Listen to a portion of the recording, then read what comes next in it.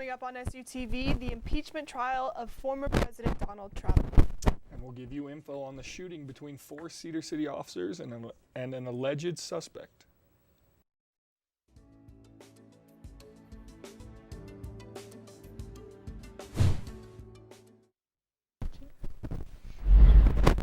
Welcome to SUTV News. I'm Danielle Moret. And I'm Parker Haney.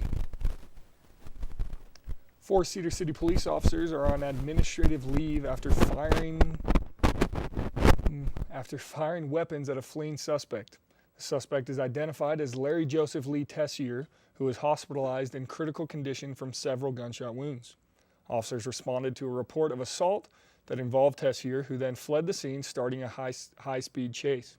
Chase reached as far as 3000 North here in Cedar City, but ultimately ended in a rural area near 2400 North and 400 West. After multiple attempts to stop Tessier's vehicle, at some point during the chase, Tessier made contact with a law enforcement vehicle. 4 officers drew their weapons and shot Tessier. The details of the shooting and what prompted the officers to shoot are still under investigation.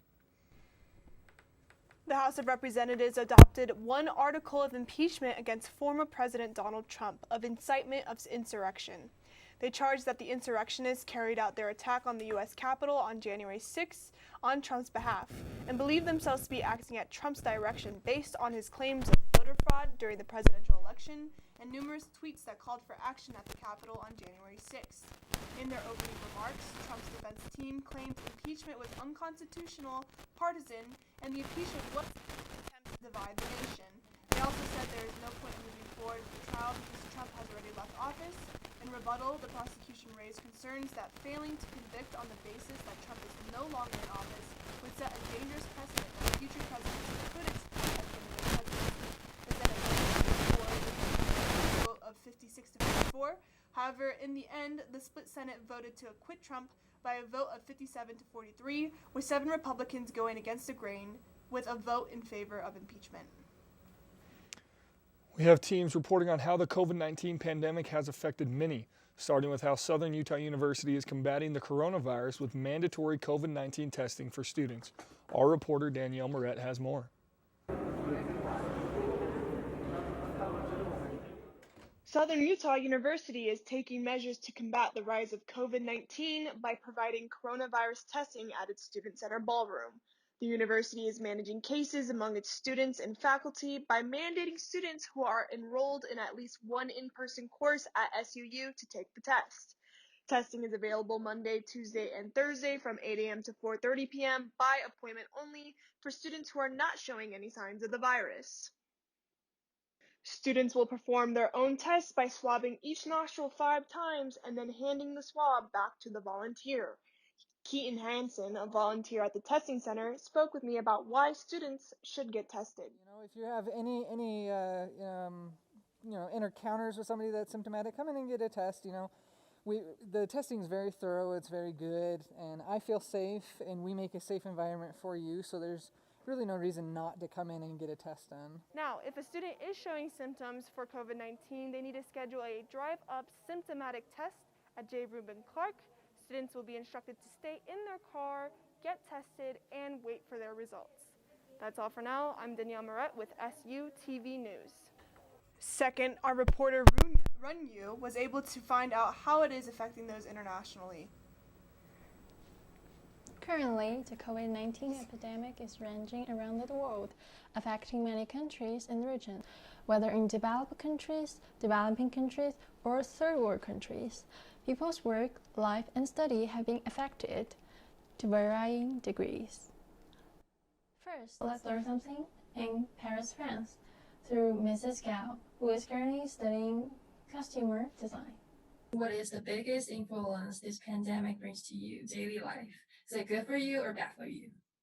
À mon avis, seulement mauvais à cause de l'épidémie, beaucoup de restaurants et musées fermés. On doit rentrer chez nous avant de 18h. Il nous manque beaucoup de divertissement et c'est qui nous ennuie.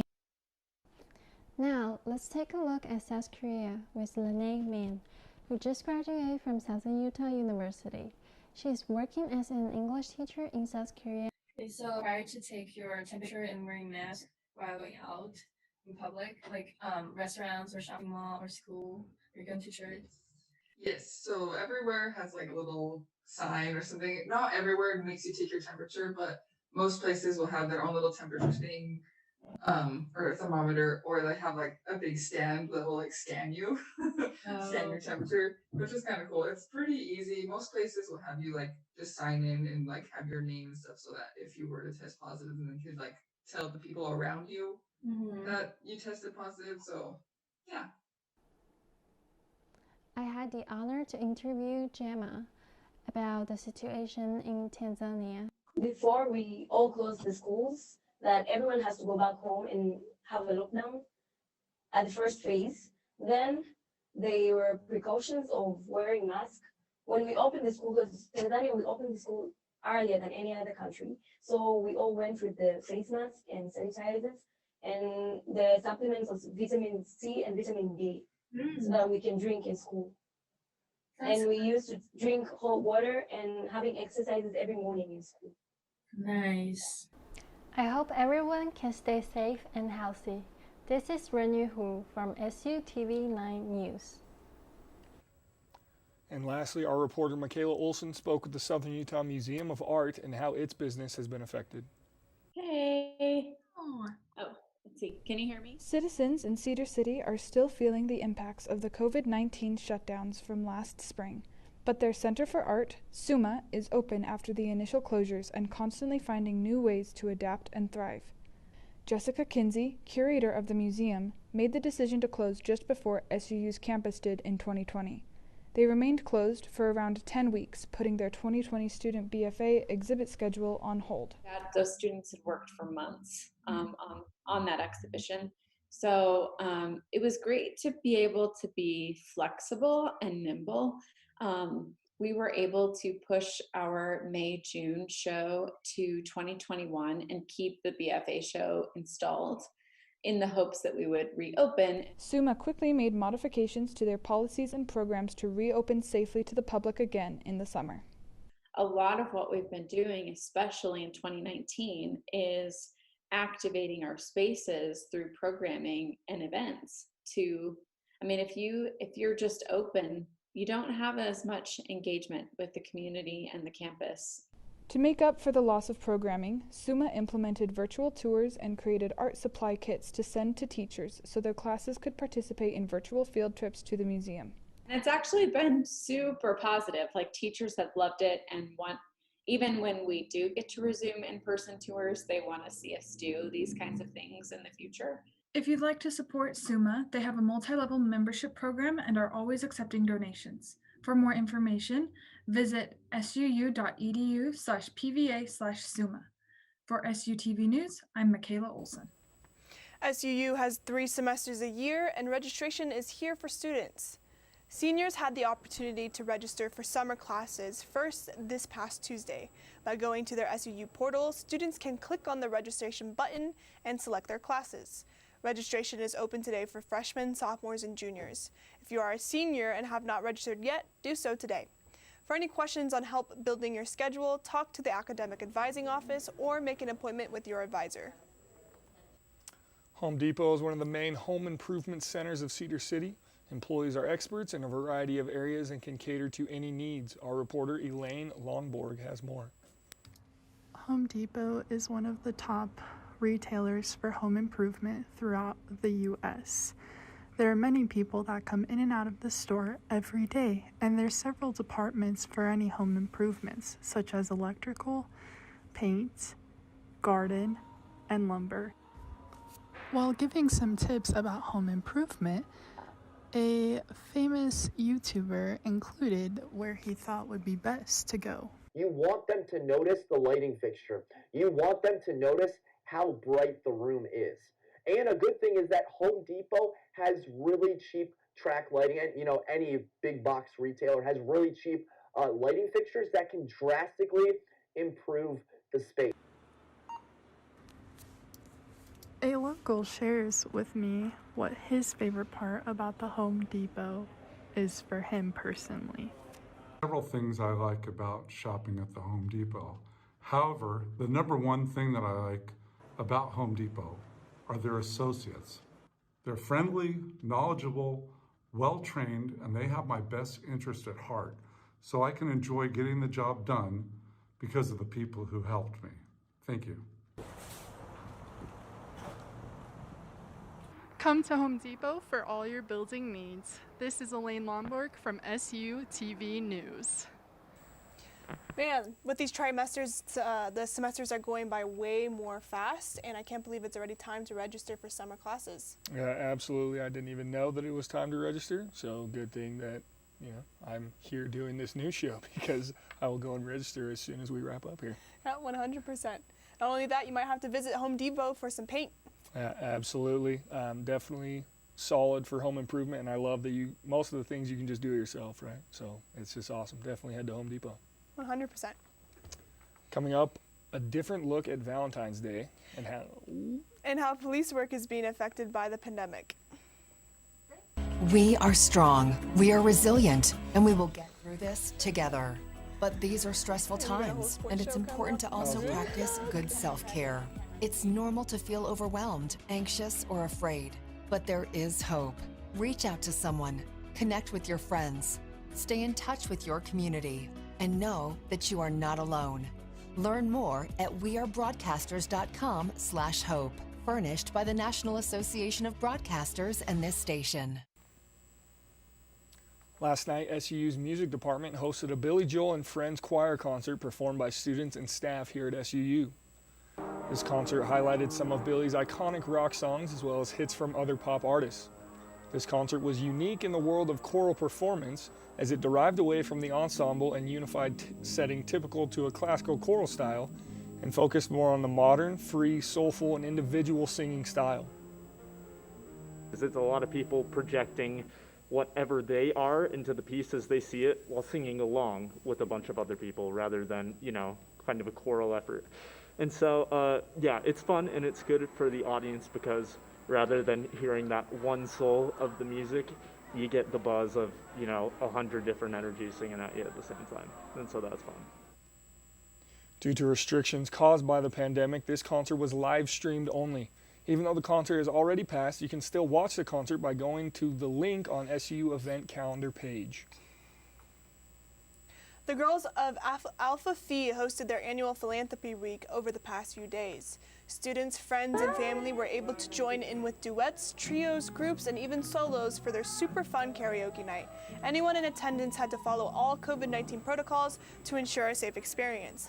The event was $3 per person, and all of the procedures went to the Alpha Phi Foundation, which donates directly to the Utah portion of the American Heart Association. The Alpha Phi organization also hosted a dodgeball tournament on February 11th to continue raising money. Students were able to create a team and play in the tournament by donating $30. All proceeds went to the Women's Heart Health. Before anyone was allowed into the gymnasium, all players and audience members had to get their temperatures checked. Dodgeballs were cleaned after each game in an effort to fight any spread of COVID-19. Different organizations on campus came together to battle heart disease, such as the Still Office and the Athletics, and all 4 Greek organizations. After an intense last round between the Athletics and Sigma Chi, the Athletics took the winning bracket. Alpha Phi have one last invite-only gala on Saturday to finish off their philanthropy. A Southern Utah police officer gave our reporter Cameron Ray information on how COVID-19 has affected his work. The global COVID-19 pandemic has affected several different careers. Law enforcement has been affected less than most. I asked a local police officer by the name of Scott Ray what his thoughts were on the pandemic interfering with his line of work. Every job has been affected. The whole world has been affected by the pandemic. But law enforcement has probably changed less than most. I mean, we can't stay home. When people call 911, they still need somebody to respond. And personal protective equipment has always been a part of law enforcement. Each department and each individual officer makes decisions about what PPE to wear and when. But in the end, law enforcement is still law enforcement. There's still needs for somebody to come and level the playing field and be a resource when things are going wrong. I mean, the number of calls went up just a little bit last year, but people forget that all the regulations and enforcements involving mask wear and cleaning and temperatures, these are all civil in nature. And so it doesn't increase or decrease our law enforcement calls necessarily. If you are strong believer in the governor's directive that you should wear masks, then you should. But don't yell and scream at people that don't. And if you choose to not wear masks, then just realize that you can be asked to leave places that can regulate that, any private property. So if a business says, you're not wearing a mask, you need to leave, you can. You're not going to get in trouble. Law enforcement hasn't made new laws. You're not going to get arrested. None of those things.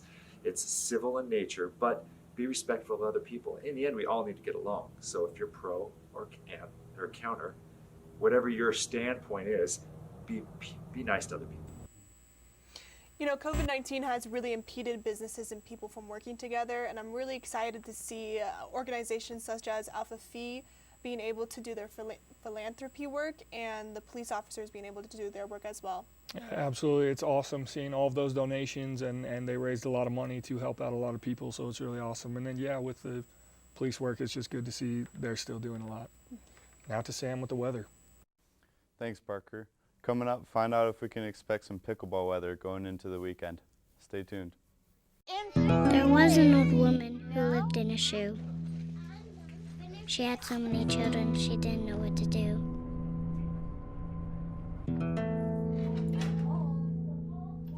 She gave them some broth without any bread and kissed them all soundly and put them to bed. Hunger is a story we can end. End it at feedingamerica.org. What do you think you're doing, Kevin? Was just gonna drive home. There are several warning signs present that you shouldn't be driving. Like hearing voices? Like your text-to-emoji ratio? Oh man, the selfies. Selfie, nailed it. We all have warning signs that let us know that we're probably not okay to drive. Mine is pretending to be your subconscious. Craig, come on man, let's split a ride home.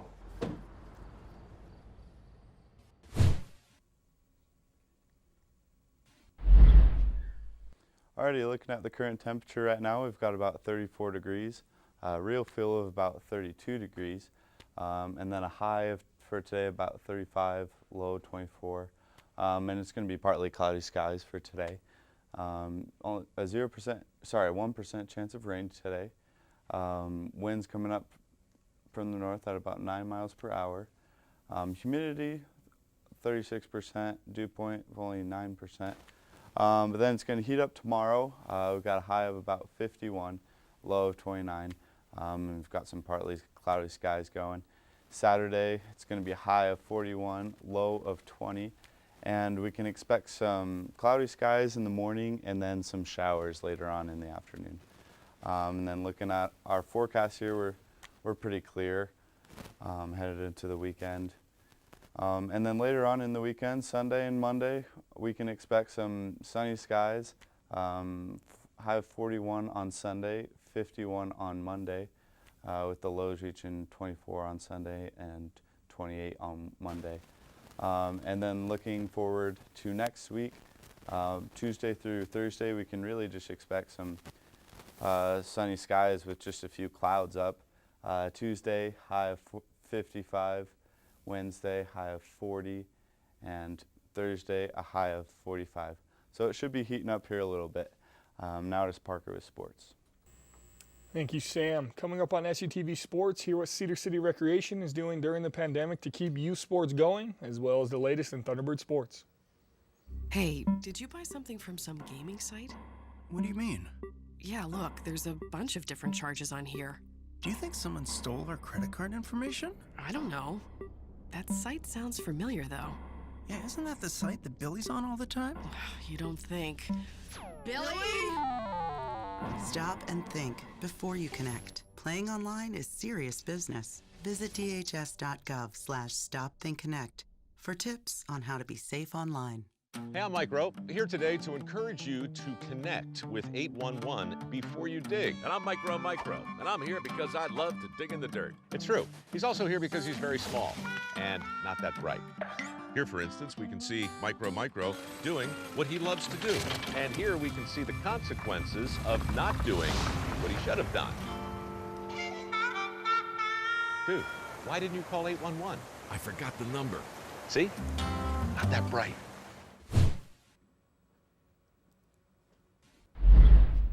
Welcome to SUTV Sports. I'm Parker Haney. Cedar City Recreation has been working on keeping youth sports going during the coronavirus pandemic. Our reporter Christian Esparza has more. The COVID-19 pandemic has affected every single business in different ways, but here in Cedar City, the recreation department is finding ways to make it work. For Cedar City Recreation, the challenges throughout the past year have been gym availability has been limited due to the COVID restrictions. So therefore we've had to cancel a few of our programs partway through the season, but for the most part we were able to complete most seasons, but also within that we've had to adjust some of the restrictions about how many spectators we can have in the gyms during those activities. People like Jen have been working non-stop to ensure that these kids can enjoy playing their sports year-round as they normally do. We've had to become kind of creative with how we do our game scheduling. We've been forced to schedule games on more weeknights than we normally do, and we have had to create some more time for teams to practice, and we've doubled up on practice time. So not only does a team have just one team in the gym to practice, sometimes we've had to do multiple teams to practice in the gym at the same time because of the limited space of gym availability. Thanks to Jen and everybody else at Cedar City Recreation, these kids are able to enjoy their sports. Thank you, Christian. SU men's and women's cross-country team traveled to Tallahassee, Florida for their second race of the season. Our reporter Allison Prey has more. The men and women's cross-country team traveled to Tallahassee, Florida to compete at the FSU meet. The meet had good competition, creating great opportunities for SU's cross-country athletes. Kicking things off, the men's team raced first. Starting off in a large pack, the men put up a fight to get into a good position. The race didn't go as well as the team had hoped. The men didn't feel they have had as many workouts in their legs as they would have liked, but they are being positive and hopeful that their performances will improve. I think we may have been a little bit tired or something, but we're looking forward to this meet we have coming up in a couple of weeks. Hopefully we'll be able to show our true potential there and kind of come back from this meet. The women raced right after the men. Just as the men did, the women started off their race in a tight pack. The pack came through at a 5:15 mile. Starting fast is common in a women's race, so that was as to be expected. I think altogether we worked well as a team and we left everything out there that we could. And we had our best spread. Our second through sixth girl, we were within like 15 seconds of each other. Unfortunately, we just need to move that pack up a little bit, but I think if you give us a couple more months, we'll be able to get into better shape and be able to get out there and race a little bit better. The women were disappointed in the outcome of their race. Just like the men, the women were feeling the lack of workouts. Even with the unfortunate outcome, the team is holding on to their very successful performance at Oklahoma back in the fall to keep their confidence up. Even though the weekend didn't go as well as the team had hoped, they're staying positive. They've expressed their hunger for speed, and they're putting in the work. Let's cheer them on at their next meet at UNLV coming up in a few weeks. My name is Allison Prey with SUTV News. Thank you, Allison. SU football is finally getting underway. Their COVID-delayed season will be starting on February 27th at Northern Arizona University. The home opener will be on March 6th when Idaho State travels to Cedar City. The T-Birds are starting their season with new coaches at the offensive and defensive coordinator positions. In an interview last week, head coach Demario Warren stated that he isn't worried about the new coaches, seeing as they've had almost an entire year to prepare for this upcoming season. He and the rest of the coaches and players are just ready to get back on the field. Coaches Matt Wade and Robert Balla are in their first season as offensive and defensive coordinators, respectively. After almost 3 weeks, the SU men's basketball team will finally get back to conference play this week when Sacramento State will be in town for the two-game series.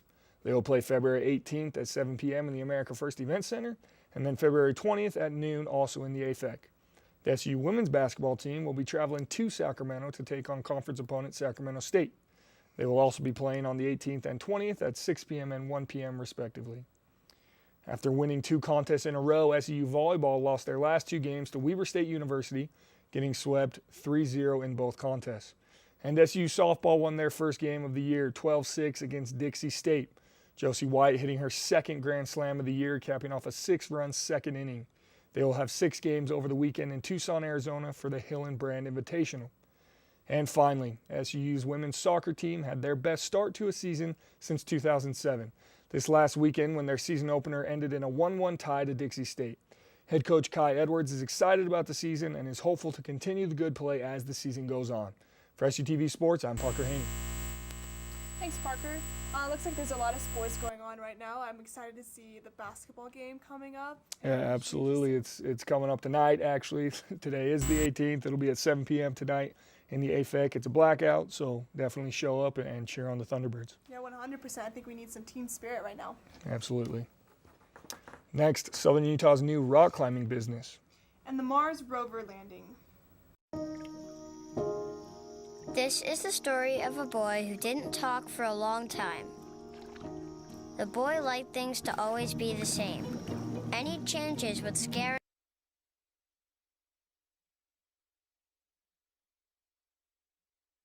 When I was your age, I was just like you, fascinated by stars.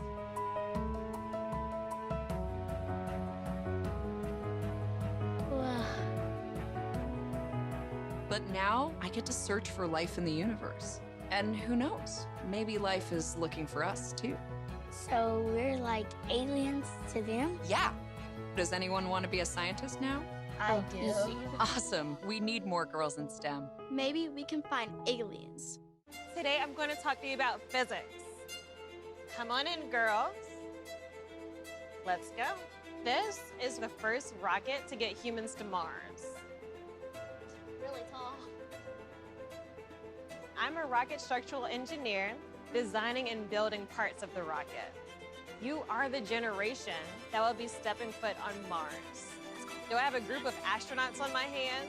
Yes. You can become a rocket scientist or whatever else you want to be. Southern Utah University's Student Programming Board hosted a unique themed identity week in celebration of the different cultures and identities of students.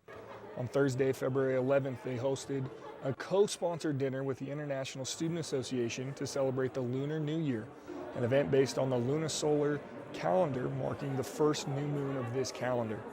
It traditionally celebrates Asian culture. However, SU invited all of its students to participate in Thursday's event, which occurred Thursday in the student ballroom from 6 p.m. to 10 p.m. The rover Perseverance, NASA's latest creation, has officially become the newest visitor to Mars, bringing America's record of safe Mars landings to 6. NASA has landed other robots on Mars, but Perseverance carries new advanced tools to search for evidence of life on Mars and has already sent a couple photos. Because Mars is currently 126 million miles from Earth, radio signals take over 11 minutes to travel from here to there, which meant the rover had to land completely on its own.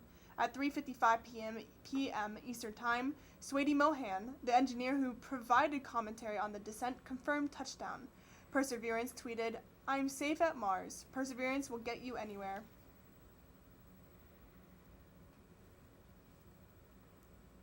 Southern Utah is full of outdoor activities, including rock climbing, but a new gym in Southern Utah is bringing the rock climbing indoors. A new company called Contact opened a huge indoor climbing area near Costco in St. George on February 4th. 14-foot high walls called bouldering walls allow climbers to safely climb without ropes. They also have walls over 50 feet high where climbers can safely clip into ropes. Daily, monthly, and yearly passes provide access to the new gym. Owners hope the climbing walls will be popular with climbers in Southern Utah. Business has been good so far and will provide options for the hot and cold weather we have here in Southern Utah. St. George has extreme weather sometimes, so if it's too cold, like sometimes I'm get really cold and the rocks are too cold, my hands are going to get cold when I climb. So I'm going to come here for that. And then St. George gets really hot in the summer. So I'm going to want to come here and not burn my hands on the rocks. Contact also offers yoga and fitness classes. Well, looks like they offer a lot of indoor activity at Contact, not only the indoor rock climbing, but yoga and fitness classes. Yeah, absolutely. I've never been one for rock climbing myself. I don't really see the point of trying to climb on top of something, but yoga, I mean, I could go for some yoga. That sounds like a good time. Yep. Thanks for tuning in. That's all we have for you. I'm Danielle Moret. And I'm Parker Haney. Tune in on Tuesday for more.